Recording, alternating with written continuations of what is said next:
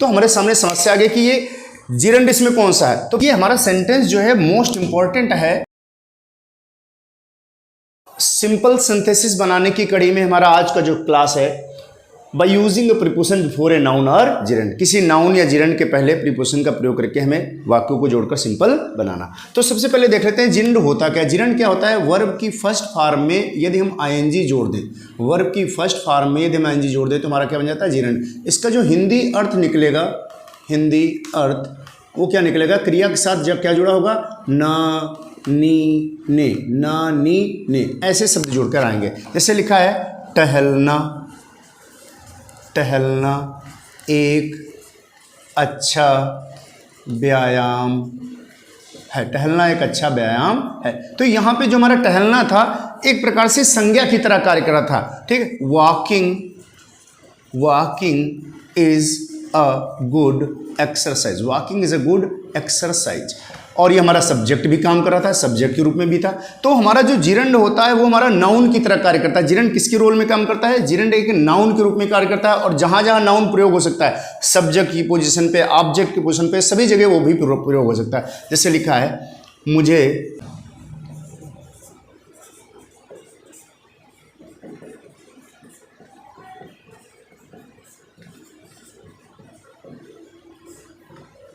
मुझे गीत गाना पसंद है, तो क्या हो जाएगा? I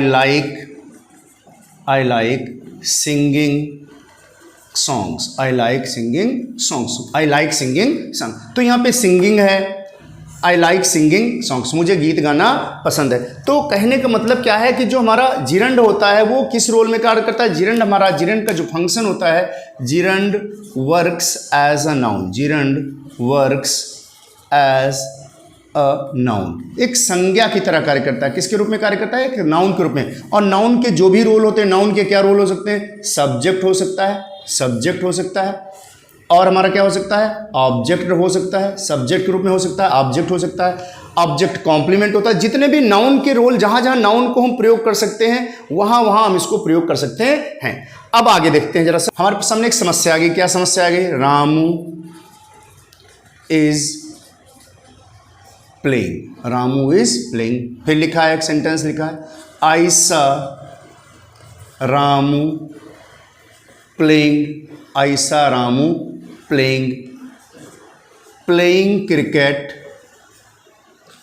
playing cricket is my hobby, is my hobby, playing cricket is. अब आपसे पूछ लिया गया कि इसमें जिरंड कौन सा है। अब आप कंफ्यूज हो गए, क्यों? क्योंकि यहां पे भी वर्ब की फर्स्ट फॉर्म प्लस आईएनजी थी, यहां पे भी वर्ब की फर्स्ट फॉर्म प्लस आईएनजी थी, यहां पर भी वर्ब की फर्स्ट फॉर्म प्लस आईएनजी थी। तो हमारे सामने समस्या आ गई कि ये जिरंड इसमें कौन सा है। तो पहले आपको बता देते हैं, यहां पे जो हमारा वर्ब की फर्स्ट फॉर्म प्लस आईएनजी है, वर्ब की फर्स्ट फॉर्म प्लस आईएनजी हमारे तीन रोल में काम करती है। या तो वो वर्ब के रूप में काम करेगी, वर्ब के रूप में काम करेगी, यहाँ पे किसके रूप में कार्य करेगी? वर्ब के रूप में। रामू इज प्लेइंग, यहाँ पे वर्ब के रूप में कार्य। आई सा रामू प्लेइंग, मैंने रामू को खेलते हुए देखा, तो यहाँ पे प्रेजेंट पार्टिसिपल है जो एडजेक्टिव की तरह रोल कर रहा है। ये क्या है? यहाँ पे प्रेजेंट पार्टिसिपल, प्रेजेंट पार्टिसिपल, ये प्रेजेंट पार्टिसिपल के रूप में क्या होगा? यहाँ पे क्या है? यहाँ पे एक संज्ञा के रूप में काम कर रहा है। प्लेइंग क्रिकेट, क्रिकेट खेलना, तो यहाँ पे ये प्लेइंग क्रिकेट खेलना, तो यहाँ पे ये वर्ब के रूप में हमारे, यहाँ पे ये किस रूप में काम कर रहा है? हमारा जिरंड के रूप में। कहा कार्य कर रहा है? जिरंड के रूप में। तो यहाँ पे जिरंड है। तो वर्ब की फर्स्ट फॉर्म प्लस आईएनजी हमारे तीन रोल अदा कर सकती है, वर्ब के रूप में काम आ सकती है। ठीक, ये एडजेक्टिव के रूप में आएगी। जब इसका प्रयोग कैसे हुआ होगा? जब इसे प्रेजेंट पार्टिसिपल में हम प्रयोग करते हैं, प्रेजेंट पार्टिसिपल में जब इसको प्रयोग करते हैं, जब उसमें क्या होता है? देख कर, खाकर, या मैंने बच्चों को सोते हुए देखा, मैंने बच्चों को हंसते हुए देखा। आई सा बॉयज लाफिंग, आई सा बॉयज रनिंग, मैंने बच्चों को दौड़ते हुए देखा। आई सा अ वीपिंग चाइल्ड, आई सा अ वीपिंग चाइल्ड, आई सा अ वीपिंग चाइल्ड, मैंने रोते हुए बच्चे को आई सा अ वीपिंग चाइल्ड। ये मेरा क्या हो गया? यहाँ पे इसे वर्ब के रूप में लिखा है, Ramu was weeping, Ramu was weeping, Ramu रो रहा था। ठीक, यहाँ पे क्या हो गया? आई हेट, या और जिरंड के रूप में यदि काम करेगा तो क्या हो जाएगा? जिरंड के रूप में I hate weeping, I hate weeping, मुझे रोना नहीं पसंद है, मुझे रोना नापसंद है। तो देखिए यहाँ पे वीपिंग शब्द हमने यूज किया। वीपिंग यहाँ पे वर्ब के रूप में था, यहाँ पे किसके रूप में था, एडजेक्टिव के रूप में था। एडजेक्टिव में कौन से रोल में था, प्रेजेंट पार्टिसिपल में था, यहाँ वर्ब के रोल में था, यहाँ पे क्या था, जिरंड के रूप में, ये जिरंड के रोल में था। यहाँ पे एडजेक्टिव, और एडजेक्टिव में किस रूप में था, प्रेजेंट पार्टिसिपल के रूप में था। यहाँ पे क्या था, वर्ब के रोल में था। अब आपको बताते हैं कि वाक्यों को कैसे जोड़ा। ये तो हमने जिरंड को पहचाना, जैसे डिफरेंस करना कि कहाँ पे वर्ब के रूप में होता है, कहाँ से प्रेजेंट पार्टिसिपल के रूप में होता है, कहाँ पे वो जिरंड के रूप में होता है। तो ये चीज़ अंतर बताना जरूरी था कि वर्ब की फर्स्ट फॉर्म प्लस आईएनजी हमारा वर्ब के रूप में भी काम करेगा, एडजेक्टिव यानी प्रेजेंट पार्टिसिपल के रूप में भी काम करेगा, और जिरंड के रोल में भी हमारा काम करेगा। तो ये चीज़ें हमारी हो गई। अब हम आपको वाक्यों को जोड़ना बताते हैं कि वाक्यों को जो कैसे जोड़ा जाएगा। जिरंड के सहायता से प्रीपोजिशन का प्रयोग करके हम वाक्यों को कैसे जोड़ेंगे। तो यहाँ पे हम देखते हैं हमारे पास दो वाक्य दिए हुए हैं। रवि ने अपना काम पूरा किया, वो बाजार गया। तो दो एक्शन हुए। अब कौन सा एक्शन इसमें कैसे, किसको हम, वर्ब हमारे पास दो ही है, एक तो वेंट है, एक कंप्लीट है। अब इसमें या तो हम कंप्लीटिंग करें या गोइंग करें, तो किसको लगाकर हम जिरंड बना सकते हैं, किसके द्वारा जिरंड बनाकर हम वाक्य को सही कर सकते हैं। तो अगर हम देखें तो इसको अगर कंप्लीट करना चाहें तो क्या हो जाएगा, आफ्टर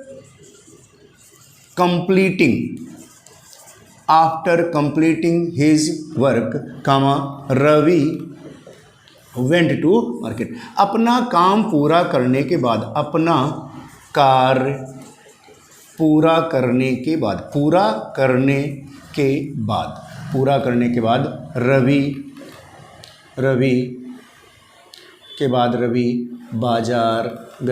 बाजार गया।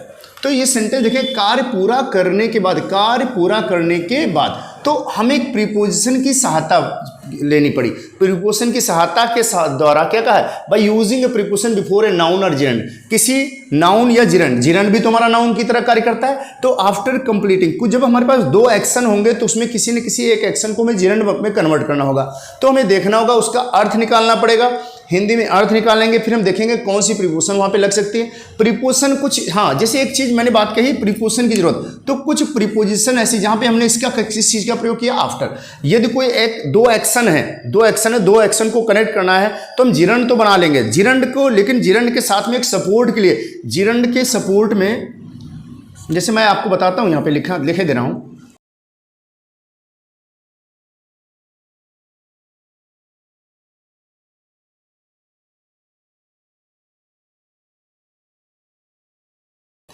जिरंड की सहायता से वाक्यों को जोड़कर सिंपल बनाने के लिए कुछ प्रीपोजिशन की आवश्यकता पड़ती है। वो कौन कौन सी प्रीपोजिशन है जिनकी सहायता हमें लेनी पड़ती है, वो मैं आपको बताता हूँ। मैंने प्रीपोजिशन लिख लिया था कि समय न लगे।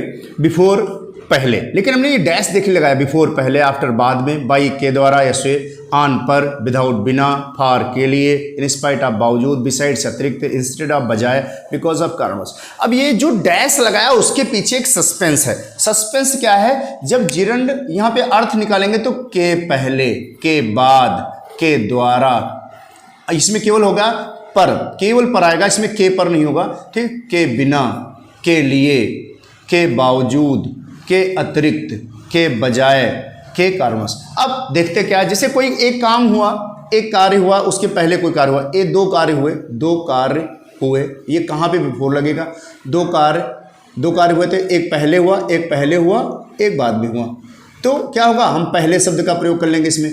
आफ्टर माने वही चीज़ इसमें भी होगी, दो कार्य हुए, एक पहले हुआ, एक बाद हुआ। जैसे भी हमने वाक्य लिखा था, राम ने काम पूरा किया, वो बाजार गया, तो काम पूरा करने के बाद, पहले उसने क्या किया, काम पूरा कर लिया, उसके बाद बाजार गया, ठीक है। तो आफ्टर कंप्लीटिंग, तो क्या होगा, काम को पूरा करने के बाद। अब ये किसी चीज़ के, ये कह सकते हैं, अभी उसी वाक्य को हम कह सकते थे, before going to market Ram completed his work.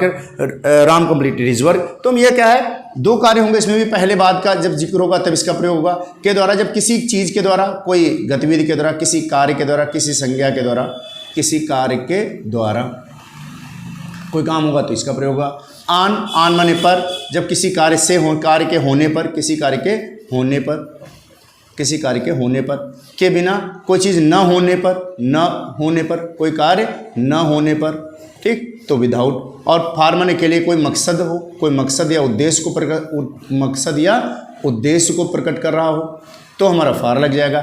In spite of, ये चीज़ें हमारे लिए नहीं आ गई। इन स्पाइट ऑफ का प्रयोग कहाँ होता है? इन स्पाइट ऑफ जब होगा जब वाक्यों के बीच में परस्पर विरोधी संबंध हो, वाक्यों के बीच में परस्पर विरोधी भाव हो, परस्पर विपरीत भाव।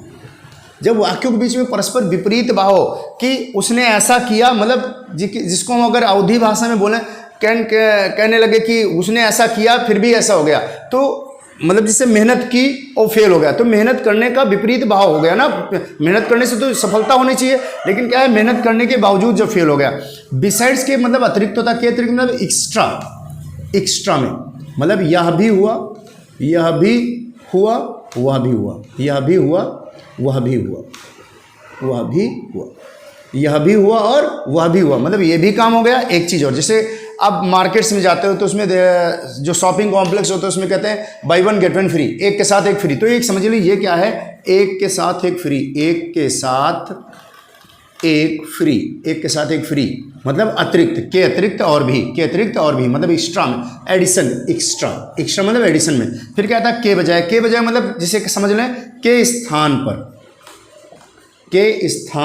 इसे हम ये भी कह सकते थे इन प्लेस ऑफ, किसी चीज के स्थान पर। हमने ये नहीं किया, हमने वो काम किया, यह नहीं बल्कि वह, जिसे इसका मतलब हो जाएगा यह नहीं बल्कि वह, यह कार्य नहीं किया बल्कि क्या किया, वह कार्य किया, तो ऐसे हो जाएगा।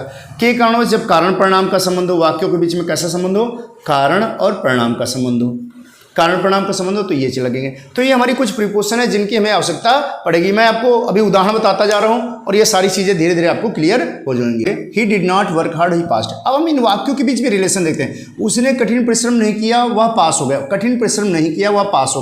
ही did not work hard, he passed. कठिन परिश्रम नहीं किया और पास हो गया। वाक्यों के बीच में कैसा संबंध है, विपरीत भाव है। वाक्यों के बीच क्या है, विपरीत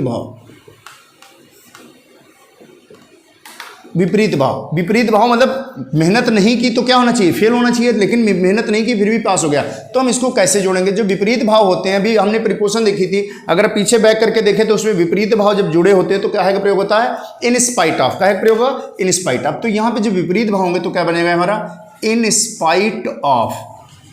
काहे के बावजूद, कौन सी चीज नहीं की उसने, कठिन परिश्रम नहीं किया, in spite of not working hard, in spite of not working hard, comma he passed. अगर हम कहें इसी सेंटेंस को एक और भी तरीके से बनाया जा सकता है, कौन सा एक तरीका लगा सकते थे हम इसी चीज को, परिश्रम नहीं किया और वो पास हो गया, तो कि ये कर सकते थे विदाउट वर्किंग हार्ड, बिना कठिन परिश्रम किए हुए, without working hard, comma he past, without working hard he past. तो यह और क्या कर सकते थे, यहाँ पे जिरन लगाया, हम इसमें नाउन भी लगा सकते थे, विदाउट हार्ड वर्क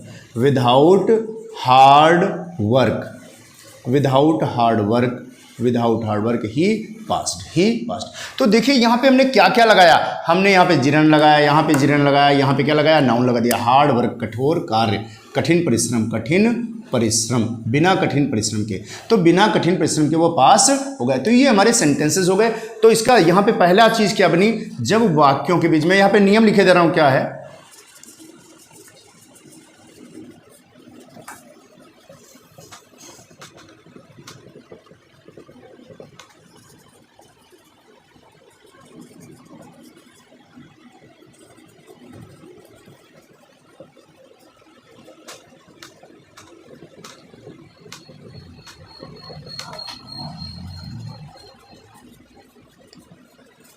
तो यदि क्या लिखा मैंने, जब परस्पर विपरीत भाव वाले वाक्यों को जोड़ना हो तो इन स्पाइट ऑफ का प्रयोग करते हैं। यदि नॉट हो तो विदाउट से भी बना सकते हैं। अगर नॉट ना होता, यहाँ पे मान लीजिए यहाँ पे नॉट ना होता तो हम क्या करते हैं, ये जैसे लिखा होता है ही वर्कड हार्ड, मान लीजिए मैं थोड़ी देर के लिए मैं इसको मिटा देता हूँ, ये सेंटेंस को, इसी सेंटेंस में थोड़ा सा मैं और समझा देता हूँ। जैसे लिखा है, अगर इसी वाक्य का हम एक और उदाहरण देखते हैं, मान लीजिए ये ए पार्ट मान लिया हमने, इसी का बी पार्ट मान लेते हैं। जैसे लिखा है, Ravi worked hard, he failed, he failed. Ravi ने कठिन परिश्रम किया, वो फेल हो गया। लिखा Ravi worked hard, he failed. Ravi ने कठिन परिश्रम किया। देखिए यहाँ पे क्या है, यहाँ पे नॉट लगा था, नॉट लगा था, यहाँ पे नॉट नहीं लगा है। परस्पर विपरीत भाव इसमें भी है, तो क्या करेंगे, इसमें सेंटेंस बन जाएगा in spite of working hard. Not नहीं था तो नॉट नहीं लगाएंगे, in spite of working hard Ravi failed. In spite of working hard Ravi failed. कठिन परिश्रम करने के बावजूद रवि फेल हो गया। कठिन परिश्रम करने के बावजूद रवि फेल हो गया। लेकिन यहाँ पे हम क्या विदाउट का प्रयोग करेंगे, विदाउट का प्रयोग नहीं करेंगे। इसीलिए मैंने क्या कहा था, यदि नॉट हो तो विदाउट का भी प्रयोग बना सकते, विदाउट से भी बना सकते हैं। लेकिन यहाँ पे नॉट नहीं था तो विदाउट वर्किंग हार्ड हम यहाँ पे नहीं लिखेंगे। यहाँ पे हम विदाउट का प्रयोग नहीं करेंगे। विदाउट का तभी करते जब इसमें नॉट लगा होता। तो ये चीज़ हो गई पहला। अब फिर जैसे दूसरा, जैसे ये सेंटेंस देख लेते हैं। जैसे लिखा है ही did not buy books, he bot books. तो उसने पुस्तक नहीं खरीदी, उसने बैट खरीद लिया। उसने पुस्तक नहीं खरीदी, इसको थोड़ा ऊपर कर लेते हैं। जैसे सेंटेंस लिखा था, घर से निकला बैट खरीद लिया। तो उसने क्या नहीं किया, यह नहीं किया, यह किया, यह नहीं किया, यह नहीं, वह, यह नहीं किया, वह किया, वह किया, यह नहीं किया, वह किया। तो जब ये कार्य न करके वह कार्य हो, तो एक के बजाय दूसरी जगह का दूसरा कार्य हो, तो वहाँ पे हम काहे का प्रयोग करते हैं, इंस्टेड ऑफ। काहे का प्रयोग करते हैं, इंस्टेड ऑफ। तो यहाँ पे हो जाएगा इंस्टेड ऑफ, इंस्टेड ऑफ। अब बाई का आईएनजी लगा दीजिए तो क्या हो जाएगा, इंस्टेड ऑफ बाइंग बुक्स। पुस्तक खरीदने के बजाय क्या हो जाएगा, ही बॉट बैट्स। पुस्तक खरीदने के बजाय उसने क्या खरीदा, बैट खरीदा। तो इसमें नियम क्या बना जाके, नियम ये बना जाके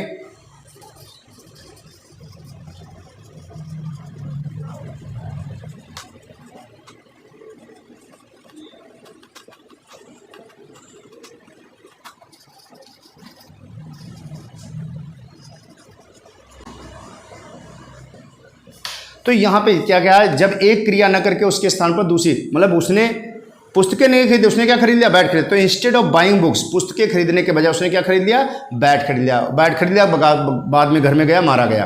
तो क्या है, इंस्टेड ऑफ बाइंग बुक्स। जब हम ये क्रिया क्या लगा, जब एक क्रिया न करके उसके स्थान पर दूसरी क्रिया की जाए तो वहाँ पे इंस्टेड ऑफ का प्रयोग करते हैं। He did not buy books, he bought bats. तो he instead of buying books, he bought bats. पुस्तक खरीदने के बजाय उसने बैट खरीद लिया। Madhu worked hard, she got good marks. Madhu ने कठिन परिश्रम किया, उससे अच्छे नंबर मिले। तो यहाँ पे संबंध देखें, क्या संबंध है, कारण क्या था, उसने क्या किया, मधु ने कठिन परिश्रम किया, उसे अच्छे नंबर प्राप्त हुए। तो ये कारण था और उसके बीच में क्या था, इसका परिणाम ये हुआ। तो कारण परिणाम का जब संबंध हो तो वहाँ पे काहे का प्रयोग करते हैं, बिकॉज ऑफ का प्रयोग करते हैं। बिकॉज ऑफ वर्किंग हार्ड क्या हो जाएगा, बिकॉज ऑफ, काहे के कारणवश, because of working hard, because of working hard, कठिन परिश्रम करने के कारणवश मधु गॉट गुड मार्क्स। मधु, अब यहाँ पे हम एक और भी चीज़ कर सकते थे, क्या कारण परिणाम था, यहाँ पे हम यहाँ पे नाउन का भी प्रयोग कर सकते थे, because of hard work, because of hard work, कठिन परिश्रम के कारणवश मधु गॉट गुड मार्क्स। हम इसको एक और तरीके से बना सकते थे। एक तरीका हमारा हो गया, दूसरा तरीका हो गया, हमारे पास एक तीसरा भी तरीका था जो इसी में लग सकता था। क्या, मधु ने कठिन परिश्रम किया, सी गॉट गुड मार्क्स। तीसरा तरीका क्या हो सकता था, by working hard, by working hard, by working hard comma Madhu got good marks. कठिन परिश्रम करने के द्वारा मधु ने कठिन परिश्रम किया। हम इसको एक और तरीके से बना सकते थे, चौथे तरीके से। चौथे तरीके से कैसे बना सकते थे, मधु ने परिश्रम किया, पहले ये काम कर लिया फिर बाद में ये हुआ, पहले ये काम कर लिया फिर बाद में हुआ। तो क्या हो जाएगा, after working hard, after working hard, after working hard, कठिन परिश्रम करने के बाद मधु गॉट गुड मार्क्स। तो ये जरूरी नहीं कि एक फिक्स प्रीपोजिशन लगनी है, हमारा अर्थ क्लियर हो जाए, हमारा वाक्य, हमारा काम हो जाए, हमारा काम हो जाए because of working hard, because of hard work, by working hard, कठिन परिश्रम करने के द्वारा, कठिन परिश्रम करने के बाद, बिकॉज ऑफ वर्किंग हार्ड, कठिन परिश्रम करने के कारणवश। तो ये सारी चीज़ें हो गई। हम और भी उदाहरण देख लेते हैं। जैसे तो सेंटेंस लिखा है, हरी बॉट अ पेन, हरी ने पेन खरीदा। He bought a pencil, he bought a book also, उसने एक पुस्तक भी खरीदी। उसने यह भी किया, उसने वह भी किया। हरी ने पेन खरीदा, उसने पुस्तक भी खरीदी, पेन भी खरीदा और क्या खरीदा, पुस्तक भी, मतलब ये भी हुआ, यह भी हुआ, यह भी हुआ और वह भी हुआ, वह भी हुआ, वह भी हुआ। तो जब हमारे दो दो कार्य हों, दोनों हो, यह भी हो और वह भी हो, मतलब ये भी क्रिया हुई और वही क्रिया उधर भी हुई। जब दो दो क्रियाएं हो जाता है तो क्या हो जाता है, दोनों एक्शन के, उसने दो क्रियाएं तो यहाँ भी हैं, दो क्रियाएं का मतलब क्या है, उसने यह भी काम किया है, उसने यह भी काम किया है, तो क्या लगा देंगे, अतिरिक्त, एक्स्ट्रा में काम कर लिया, तो क्या हो जाएगा, बिसाइड्स बाइंग अ पेन, एक पेन खरीदने के साथ साथ, के साथ साथ या के अतिरिक्त, के साथ साथ या के अतिरिक्त, के अतिरिक्त, के अतिरिक्त, के अतिरिक्त, besides buying a pen comma Hari bought a book, Hari bought a book, Hari bought a book, Hari bought a book, यहीं तक रहेगा, आल्सो लगाने की जरूरत नहीं।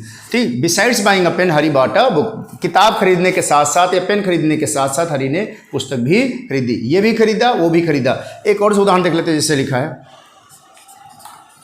ही गेव मी फूड, उसने मुझको भोजन दिया। ही गेव मी मनी, ही गेव मी मनी, उसने मुझे भोजन दिया, उसने मुझे पैसे दिए। तो उसने पैसे दिए, उसने मुझे भोजन दिया, उसने मुझे पैसे दिए, दोनों चीज़ें हो गई, तो क्या हो जाएगा, बिसाइड्स गिविंग मी फूड ही गेव मी मनी, उसने मुझको ये भी दिया। बिसाइड्स गिविंग मी फूड ही गेव मी मनी, क्या कहता है, भोजन देने के साथ साथ उसने मुझको पैसे भी दिए। तो जब दो ये भी कार्य हो वह भी कार्य हो तो काहे का प्रयोग कर देते हैं, हम बिसाइड्स का प्रयोग कर देते हैं। यहाँ पे नियम लिखे दे रहे हैं,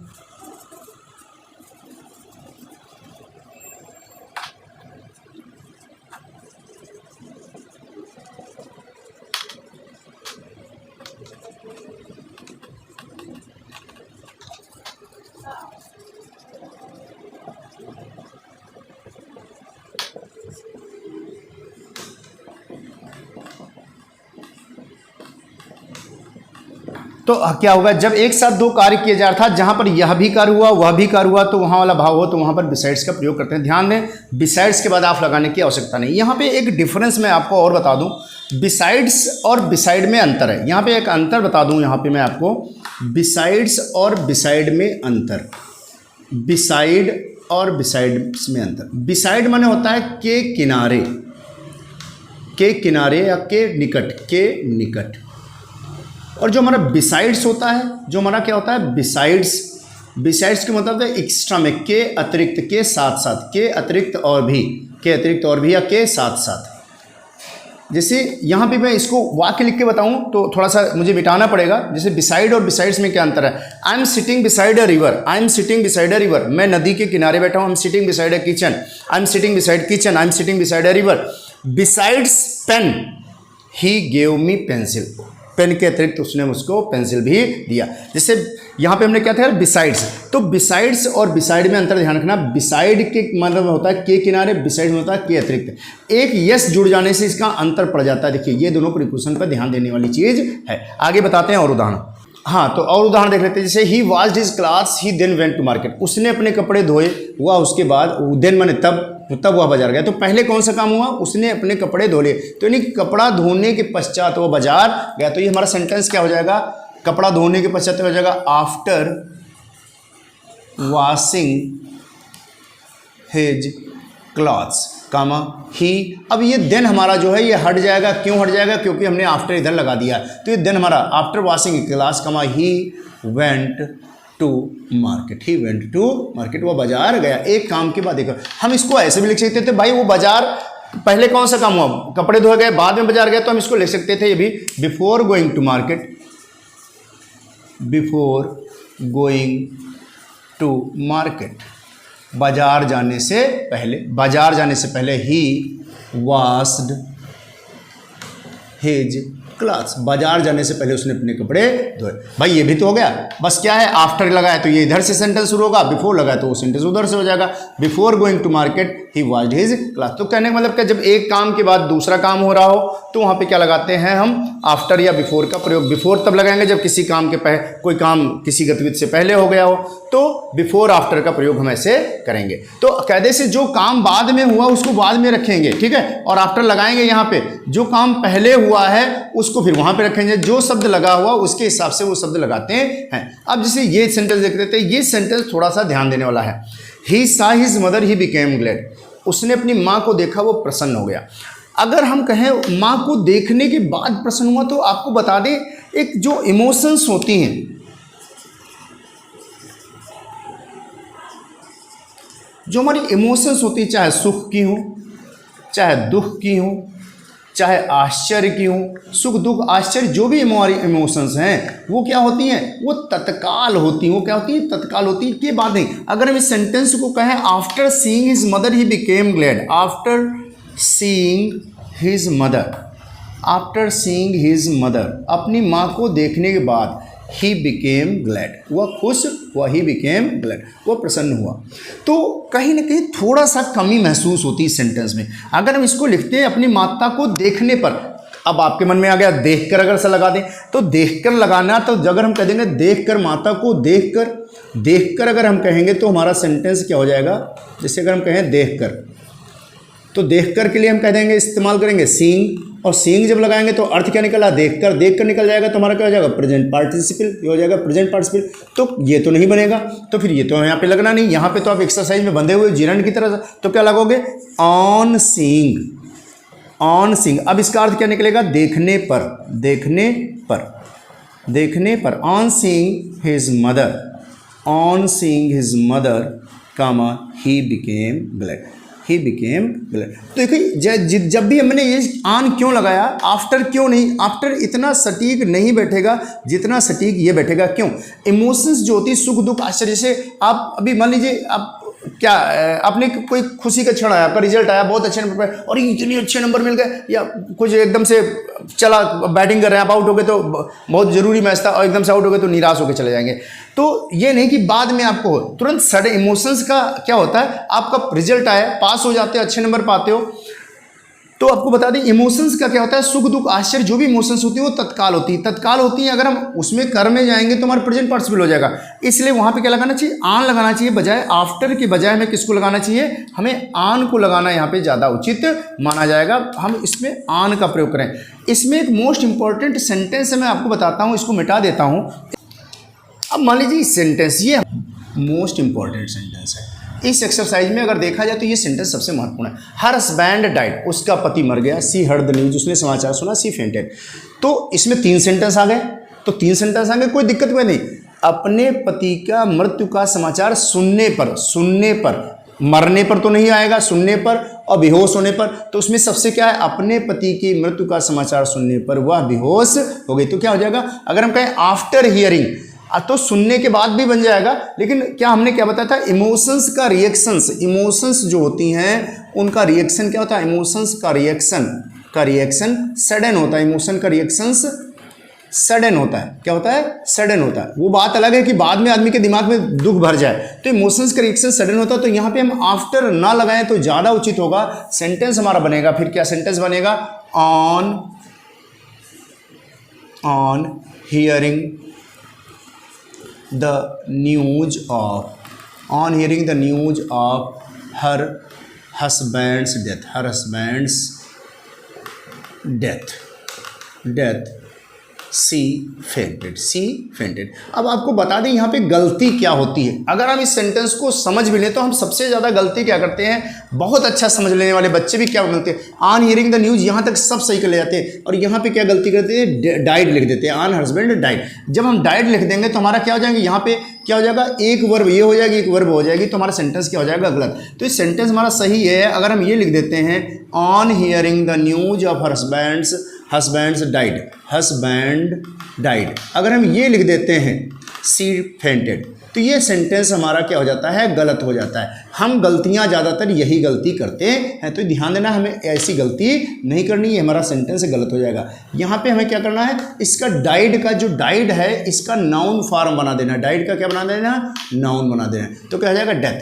तो on hearing the news of her husband death she fainted, अपने पति का मतलब उसका समाचार सुनने पर वो बेहोश हो गई।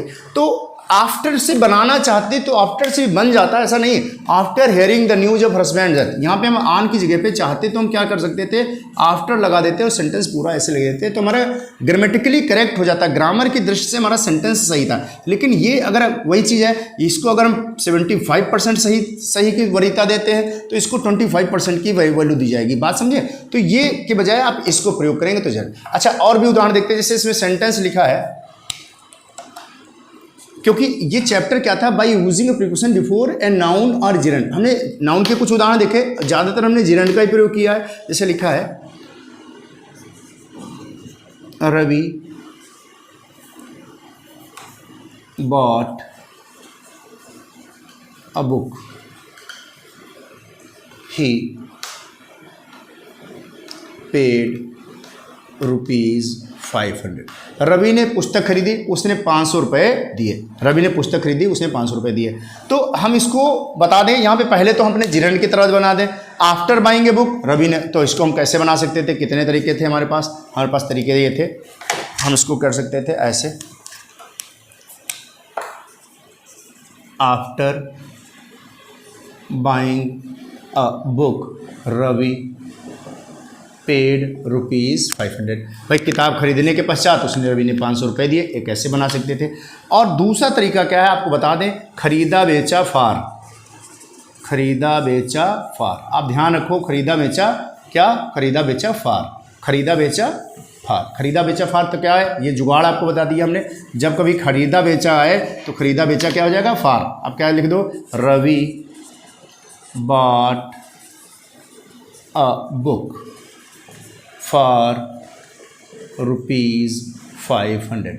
रवि ने 500 रुपये में पुस्तक खरीदी। में हमारे मुंह से निकलता है क्या, में, मुंह से निकलता है में, और हम सोचने लगते हैं इन। जब हम इन लिखेंगे तो हम हो जाएंगे गलत। इसीलिए मैंने तुमको क्या बताया है, आप लोगों को जुगाड़ बताया, खरीदा बेचा फार। खरीदा बेचा, Ravi bought a book for ₹500। खरीदा बेचा फार, बहुत आसानी से हो जाएगा। और भी सेंटेंस देखते हैं, कुछ ऐसे सेंटेंस और भी आते हैं। जैसे लिखा है,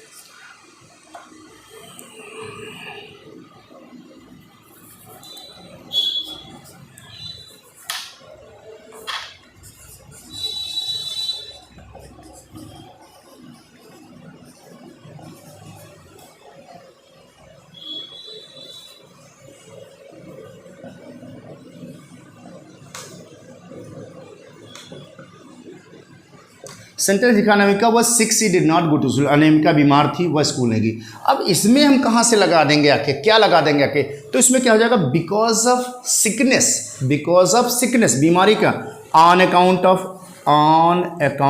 ऑफ सिकनेस, बीमारी के कारण, बस on account of sickness, comma Anamika did not go to school. Anamika, या ऑन अकाउंट ऑफ वही चीज़ होता है जो बिकॉज ऑफ होता है, because of sickness, because of sickness comma Anamika did not go to school. हम इसी को और भी कर सकते थे, अगर हम जिरंड से बनाते तो भी बन सकता था। जिरंड से क्या बनाते हम, जिरंड में तो क्या होता है, वर्ब की फर्स्ट फॉर्म प्लस आईएनजी, इसमें आईएनजी कहाँ से लग जाएगी।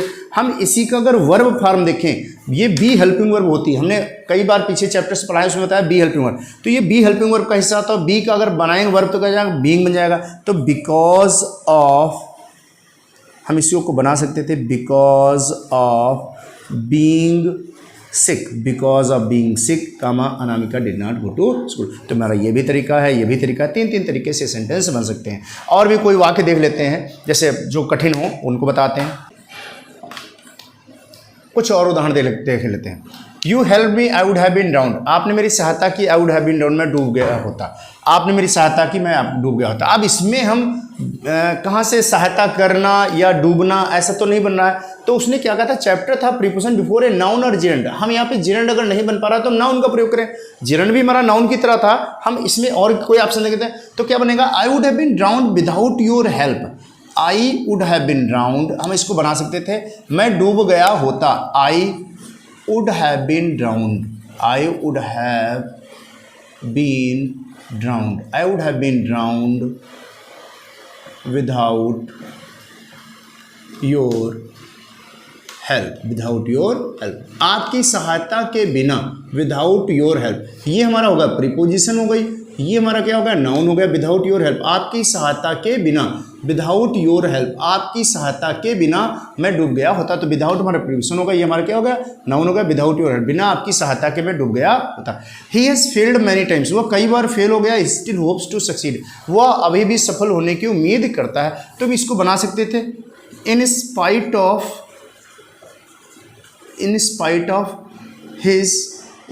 ऑफ मैनी फेल्योर्स, बहुत सी असफलताओं के बावजूद, इन स्पाइट ऑफ प्रीपोजिशन हो गया, ये हमारा क्या होगा, नाउन है, in spite of many failures comma he still hopes to succeed, he still hopes to succeed, वो अभी भी सफल होने की उम्मीद करता है। He was a poor man, he was of an independent,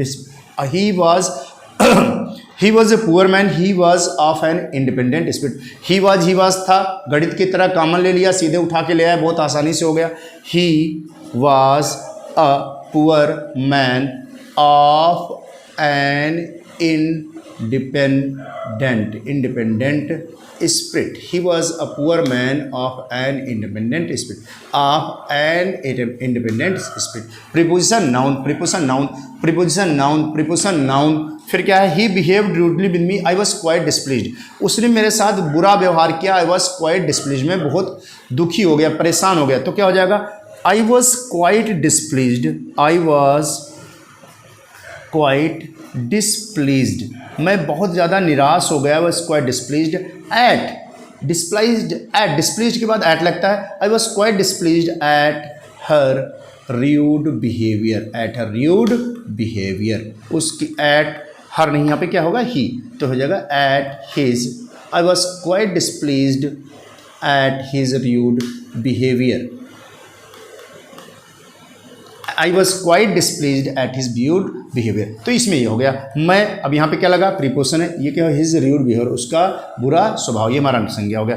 Priyam is sick, he has a high fever, जब बीमारी की बात आए, देखिए बीमारी से मृत्यु हो रही तो डाइड ऑफ बीमारी हो जाएगा, बीमारी से मृत्यु हो तो डाइड ऑफ बीमारी, लेकिन अगर बीमारी से पीड़ित होने की बात आती है, बीमारी से पीड़ित होना तो फ्रॉम नहीं लगेंगे, ही प्रियम इज सिक, प्रियम इज सिक, प्रियम बीमार है, Priyam is sick with high fever, Priyam is sick with high fever, with high fever. तो ये कुछ अन्य उदाहरण थे जिसमें हमने काहे का प्रयोग किया, प्रीपोजिशन प्लस नाउन का प्रयोग किया, प्रीपोजिशन प्लस नाउन का प्रयोग किया। आप इनकी तरह देखिए, कहीं भी कोई दिक्कत आती है उनका समाधान कर देंगे, आप हमसे मैसेज कर सकते हैं, हम उनका समाधान कर देंगे। तो इस प्रकार से हमारी आज की क्लास संपन्न हुई। ठीक है, आगे की क्लास में हमारे पास जो सिंपल बनाने की एक क्लास बची हुई एडजेक्टिव और कंजंक्शन की तरह, उसको हम जल्दी जल्दी बना के डाल देंगे, तो हमारा सिंपल सिंथेसिस का चैप्टर पूरा हो जाएगा।